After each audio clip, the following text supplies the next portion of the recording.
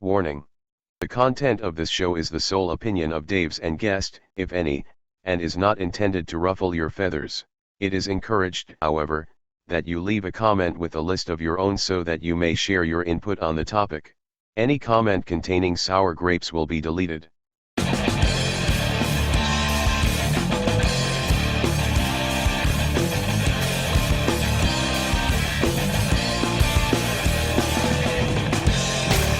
Hey everybody, welcome back to the channel and welcome back to another episode of The List. Today I have a very special guest. We have Jan Esterlis with us. Everybody knows Jan from my channel. Jan, welcome to the show. Thank you. It's an honor to be here. It's an honor to have you. So Jan wanted to do the list with me and I let him pick the year. The year he picked was 1977. Which is a fantastic year for music.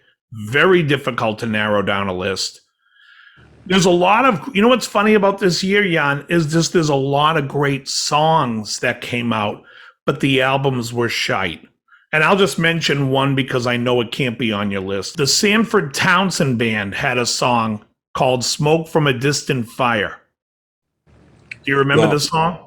No, but it wouldn't make even my top 30 also. Right. So Sanford Townsend Band, and this is one of my favorite songs from this era. I think you would love the song if you heard it. Sanford Townsend, Ed Sanford co-wrote, I keep forgetting, with Michael McDonald. They're a great band, but the song's called Smoke from a Distant Fire. One of my all-time favorite songs, 77, but not making anybody's list. Let's jump right in and start our list. All right, so my number 10 from 1977 is Pink Floyd, Animals. I know it's going to raise your brows, but as we discussed before, Pink Floyd is one of the best bands in the world for me, and Expectations and 77 album after the Dark Side of the Moon and Wish You Were Here. So that's on the wave of that one, Animals, and especially in Soviet society I grew up. When I saw pigs and dogs and all of this, I thought it's a satire against the communist society. So I love this album in 77. I think it's deserved to be on my top 10 list. Excellent. I'll just say this. It's a fantastic album. In fact, it is my favorite Pink Floyd album. Great album. My number 10, Jan, is an album by a band that I loved in the 70s. The first album they did in the 80s was fantastic, and everything after that, in my opinion, completely sucked. This album is called News of the World, and the band is Queen. Songs on this album that I loved was Too Late. I loved Get Down, Make Love. I loved Spread Your Wings. Just some great stuff. Fantastic record. Yeah, great album. We Are the Champions. You know, that's one of my favorite songs. My least favorite, believe it or not, is Will Rock You, because, you know, it's like two chords and there is nothing there with except the energy and everything else. But musically, it's a great album. I love it. My number 9 for 1977 is a band that really didn't see success until the 80s, but this is one of my favorite records. It is Taken by Force by the Scorpions. I loved this record. Sails of Sharon, all I have to say. Fantastic. Yeah, Scorpions is a great band. And again, in 77, the great rock band from Germany, you know, because everything was English or American at that point, was a little bit of a fresh air. UFO and Scorpions, you know, this great choice. Number 9, the band, which happened to be one of my favorite classic rock bands of all time. Unfortunately, this band doesn't exist in the original roster anymore. It's Electric Light Orchestra, and the album is Out of Blue, which is the great album, contains one of my favorite songs, Turn to Stone. And I think it's one of the most successful. wish, the telephone line would be on that album, not another, because this is my favorite ELO song. But I love ELO Out of the Blues on my number 9. Yeah. Telephone Line and Living Thing was on the album a year before, and I love that album. This album, however, is a double album, and it's fantastic. It is absolutely one of the greats. Right. Number 8 on my list is also a double album. And the reason why I picked that one, because, my favorite album of band of all the 70s is Deep Purple. I grew up on it. I love Deep Purple. I worship Deep Purple. And when they broke up, unfortunately, Tommy Bolin and the rest of the different variations of the band never did it for me, because I was Mark 1, that was the best for me. And the album which I picked as number 8 was the Rainbow Live. That's the album, live album, which Richie Blackmore is my favorite guitar player. David Coverdale was not on this band anymore, but Ronnie James Dio, who totally kicked butt on this, this is double album, and his, in his version of Mistreated and everything else Blackmore did before, Blackmore played like 10-minute solo on it. It's just great album. If you are into best classic rock albums recorded live, so Rainbow Live in Munich, that's your album. That's my number 8. It's a great record. That is the Rainbow Rising tour, if I'm not mistaken. My number 8 is a band that I feel that gets not enough love. They're an American rock and roll band. I think this is a fantastic album. The album is Cheap Trick in color. Every song on this album is a winner to me. It's a great album. It had the hit I Want You to Want Me, but that didn't become a hit until it was on live at Budokan. But Cheap Trick in color is my number 8, and I love the record. So my number 7 is probably one of the biggest albums of the year from 1977. It is Fleetwood Mac Rumors. Now, I've played in many bands covering almost every song on this album. Every song on this album's really great. There might be one that I don't care about. I think it's Oh Daddy. The Chain and, all of these ones which became number ones, right? All the singles were. Like The Chain, Gold Dust Woman. That's my number 7. Right. My number 7 is the one which was on your list previously. It's News of the World by Queen. How can you not have the Queen on your top 10? So I, just love this album a lot. We already talked about We Are the Champions and We Will Rock You and the rest of the songs. So I don't want to repeat myself, but that's my... It's very funny because you brought up punk music was getting big this year. The one song on the album I don't like is a song called Sheer Heart Attack. That was Freddie mocking the Sex Pistols, who were recording their album Down the Hall. Exactly. And Sheer Heart Attack was the 3rd Queen album, which has happened to be my favorite. My favorite too. Yeah, because I just love this album. It's just perfect from, the very first note to the last note. Everything is just unbelievable. One of the top 3 in the world. Yeah. I love the second half of the album too, when it goes into, all the way up to In the Lap of the Gods, going backwards. I love all that stuff. Right. I know she makes me. That's a great. The whole record's fantastic. I love it. Right, and like going back to the punk rock in '77.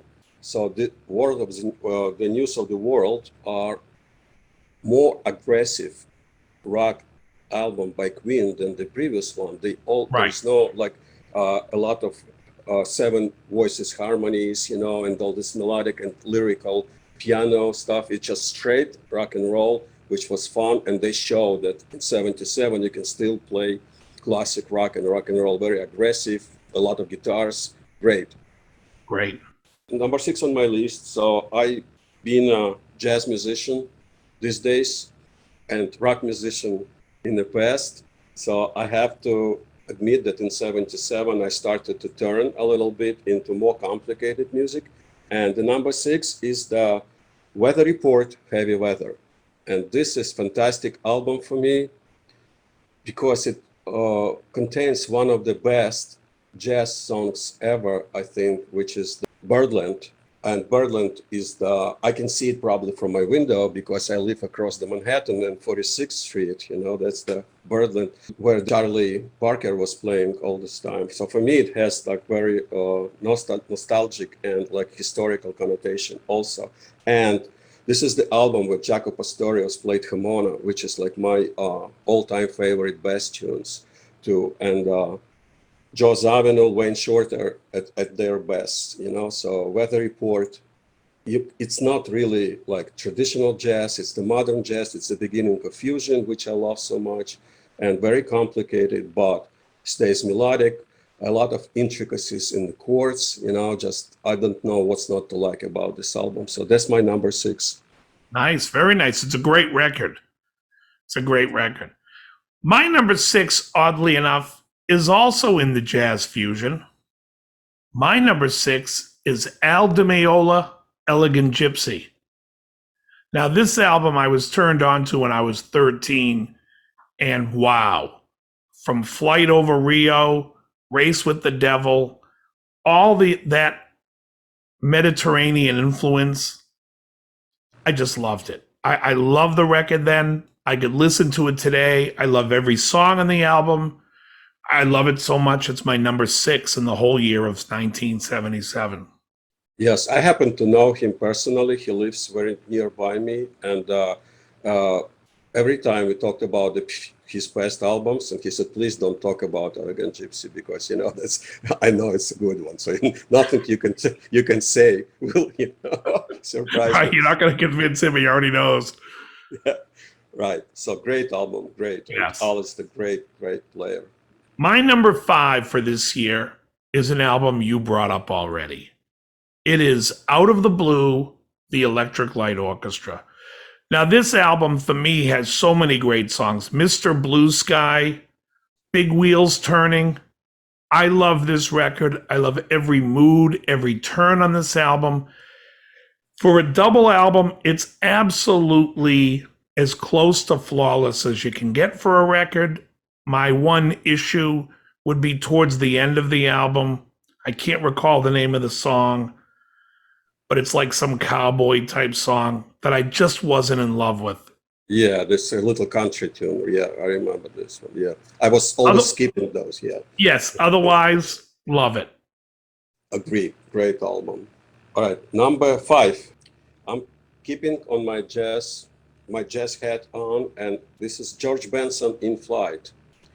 That's the album which contains the jazz standards Nature Boy, which he did an unbelievable version, the first one. And it has special place in my heart, this album, because it has The World is a Ghetto. And again, I remind you that in 77, I was back in Soviet Union with communism and everything else. And we used to call it like the Soviet Union is the ghetto. And I played this song. It's the very first song of George Benson I transcribed almost completely. And I thought I did a great job because we didn't have the note sheets or tabs or anything else. So you do it by ear. And when I saw him playing this in live in the concerts in Rhode Island once, I decided that I'm a very bad musician because I played it completely wrong because I saw his fingers, but I thought that I did a great job. But it's a great album, Benson in Flight, and he totally started to be a singer. And then the next albums were the Breezing, the Give Me the Night and all of these commercial ones. In Flight is still a jazz album with the pop flavor on it, and he was in the beginning, him and Al Jarreau were in the very, very beginning of the road for this new style of music, which is the pop jazz music, which is was very, very popular, in the late 70s and early 80s. So that's my number 5. Excellent. Number 4, it's the artist which would never be on any year. I would always mention him. I would find what he recorded in that year and put him on the top 10. It's Gino Vannelli. and the record is Pauper in Paradise. And this is the prequel to one of my favorite Brother to Brother. You know, I love that record. I was waiting for Brother to Brother to come out later. And Gino Vannelli is one of the greatest voices and musical talents. Joe Vannelli, who produced his brother, was playing piano. And it's a great record. And you could tell that, you know, the usage of the jazz chord in pop contest and rock contest is his forte, his melody, his voice, just incredible. So Gino Vannelli is my number 4. Amazing record. On that album, to me, the highlight is Black and Blue. Absolutely flawless. You can hear, very similar to George Michael in how pure his voice is. It's just great. I believe there's also a 40-piece orchestra on that album. Right. And Montreal Symphonic Orchestra. Yeah, and it was fantastic. recorded from yeah. Great album. Okay, my number 4 is going to swing a little bit more towards R&B. And it is All in All by Earth, Wind, and Fire. I absolutely love this album. It is, to me, a absolute lesson in funk. What's your favorite tune on it?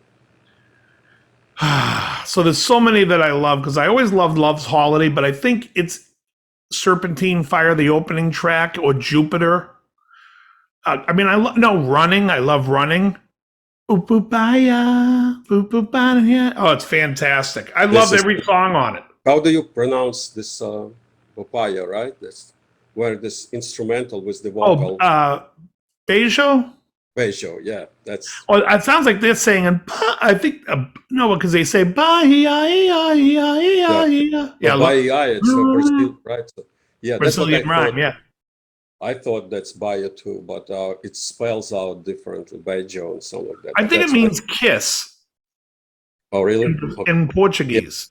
Yeah. That tune contains the unbelievable vocal, great bass line. Oh, yeah, and then at the very end, like a bar and a half of the guitar solo. So you can tell like everything on this. Al McKay. The whole record's fantastic. I can't say enough good things about All in All. I think if somebody out there doesn't own the record, they should go out and buy it and listen to how amazing this band is. My number 3, and it's very high up on this list, might not even be my favorite album by this artist. That's how much I like his early stuff. It is The Stranger by Billy Joel. Absolutely love this record. My favorite song on the album is probably Vienna. I just love it. I love this whole record. There isn't a bad song on this album. I agree. From the composition and the melodies and everything else, it was not rocky enough for me, you know, because it was not the heavy, but it was more light pop music, you know, but great melodies, great chord, great production. So I agree with you. It's a great record. Right, my number 3, it's one of my all the time, again, the earliest stuff of the Carlos Santana. And the record is Moonflower, which contains a lot of great songs and includes some songs from the festival and Let the Children Play, the Moonflower itself, and the tune Europa, which is the Europe, which I made a lot of money playing back in Ukrainian restaurants, you know. So I love this record. I loved Carlos Santana until like 5th or 6th album, you know, and then it started to be too pop for me. But Moonflower is the great record. Loved it. I had 2 of them because that's how, you know, Festival and Moonflower, for some reason, there were 2 editions of it. And one was compilation, another one, but both of them were produced in 1977. So that's my number 3. I am not a big Santana fan. However, I will tell you this. My favorite guitar solo by him is on a Boz Scaggs song called You Can Have Me Anytime. Yeah. Flawless solo. Absolutely flawless.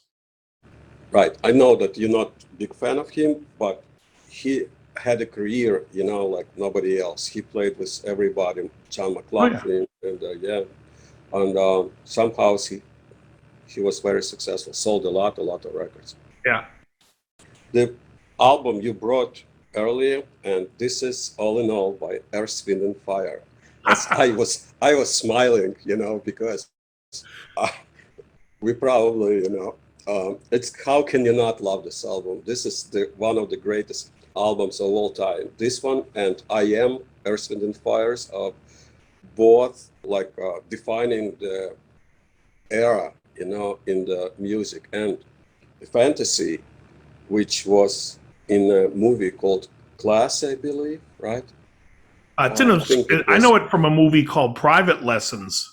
Private Lessons, right? That's right, which was prohibited back in Ukraine. You can get in jail for this, but because of the fantasy was on that movie, you know, so that's people will could buy. So I wanted to buy the Earth, Wind and Fire, you Oh, know, that's so I so could. funny.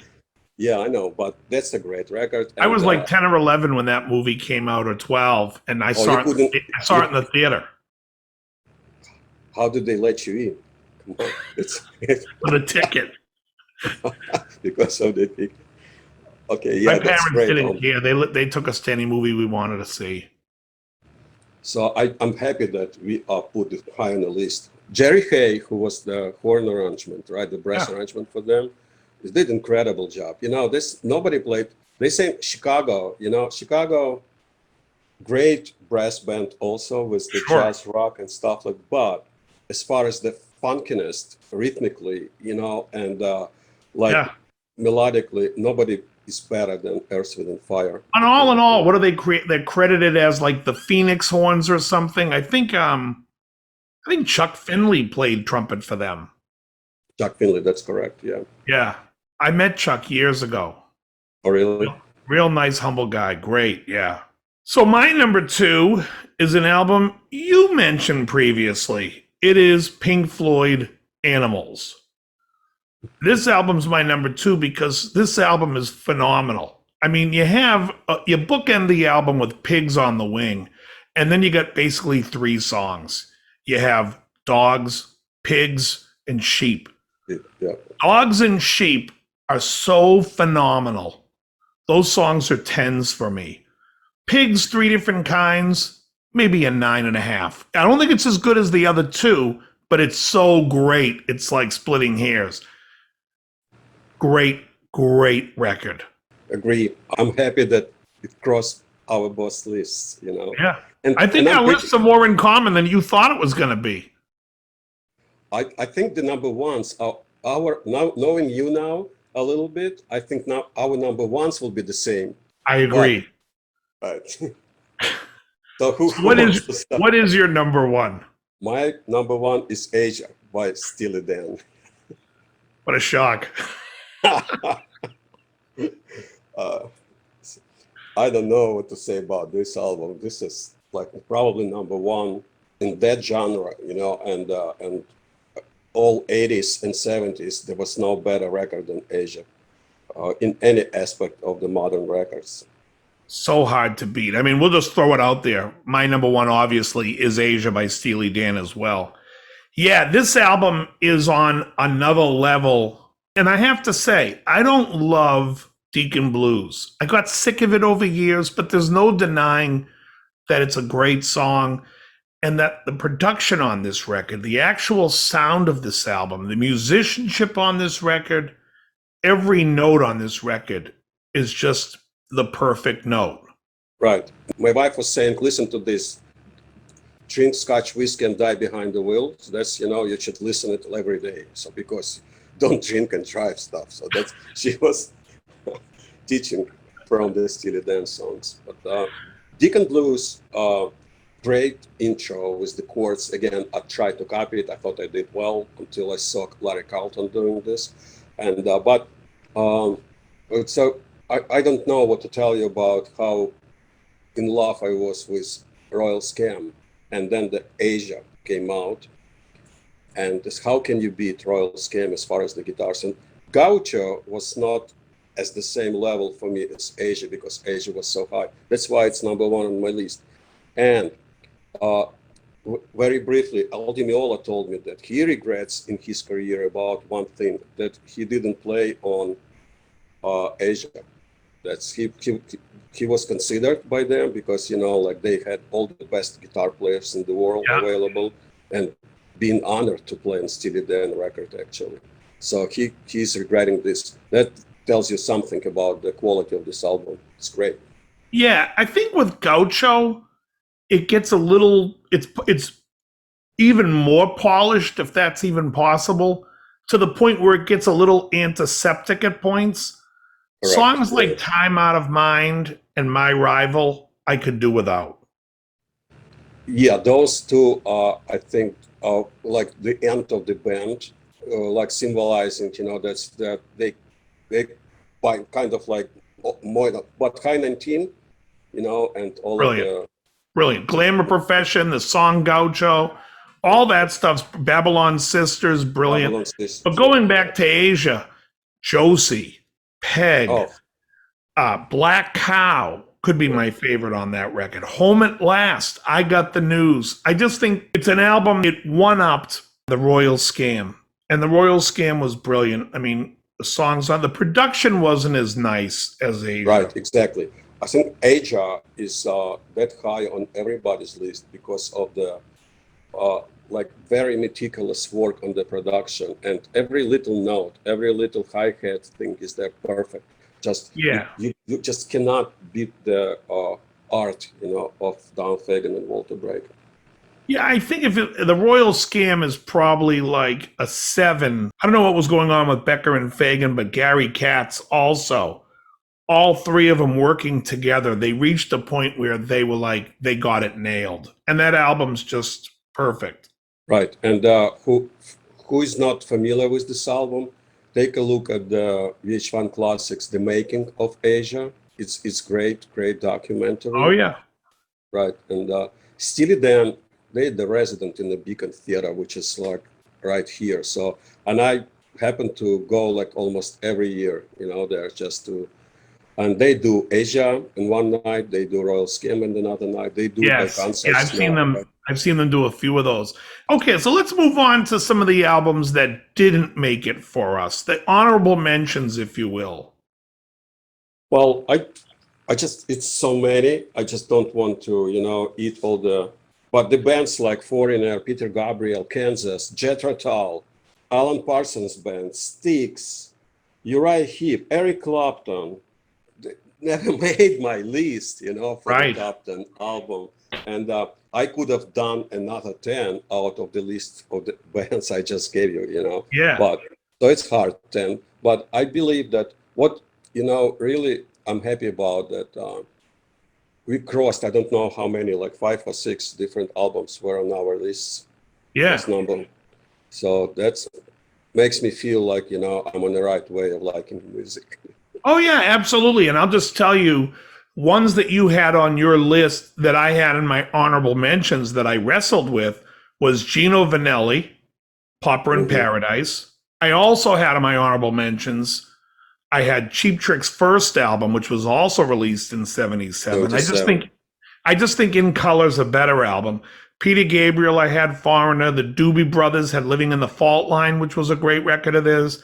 Supertramp had an album called Even in the Quietest Moments. Great album. Great record. Yeah, Baba G. I love it. Great. Rush had a Farewell to Kings, which was a good record of theirs. Not my favorite, but a good record. Jackson Browne had Running on Empty.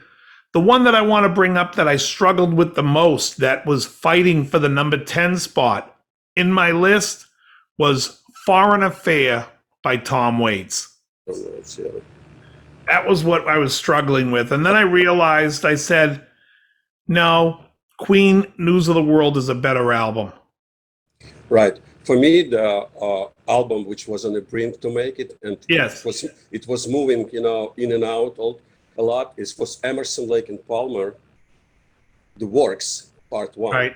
That's the double album, which was after the Tarkus, Brain Salad Surgery, and Trilogy. And that album contains 3 sides of each musician separately. So you have Keith Emerson Carl Palmer and Greg Lake, each having A, B, and C side, and the D side they played together. So it's unbelievable. Greg Lake doing all acoustic and guitar select for the whole. So great album. And after that, that's it. The Emerson, Lake and Palmer were already the history. But The Works was a great album, and I wanted, but then who do I move out? You know, that's the problem. Right. Yeah. I also want to bring up in 1977 another album that I wrestled with, and I just couldn't put it above anything that was on my list, and it was the Sex Pistols' Never Mind the Bollocks. I think it's an important record because I think it's one of the first true punk albums. I know a lot of people are going to piss and moan about, no, this is punk, or the Ramones were punk. I don't think so. I think they're a little sassy, and it's like Beach Boys music with heavy guitar. That's not punk. Punk was an attitude. It was It was a political kind of thing at that time. It was. And I think Johnny Lydon, who, as an older guy, let me just say this, and I don't mean to get political, but of all the people who are like the hippies back in the 70s, and now they're like full out communists, follow the government rules and all this. And then you see guys like Johnny Lydon, who is so anti-establishment, be the voice of reason as an older guy. Out of his mind, but that God love him, you know what I mean? But he's great. And 77 was an awesome year. Musically, Jan, I want to thank you for hanging out with us today and getting us through it and doing our list. And we get to know more about you by hearing what you like. It was a thrill for me. I just very grateful for you to inviting me. It was an absolute pleasure, and you're a good guy, man. Recollecting all these albums, it just in my mind brought me back, and so very warm memories, so really appreciate it. Thank you so much, David. Oh, absolutely. I'm going to post both of our lists now at the end here so you can see our lists written down. And then in the comments, please tell us what your 10 favorites from this year. Did we miss something that you really liked? We don't care, but okay. We would love to see what you have to say. Again, these are all just opinions. Any list that says, here's the greatest of all time, that would be by Rolling Stone, and it's done by hipster doofuses. This is more done by musicians and just guys who are smart enough to watch my channel. Thank you. All right, everybody. Very good.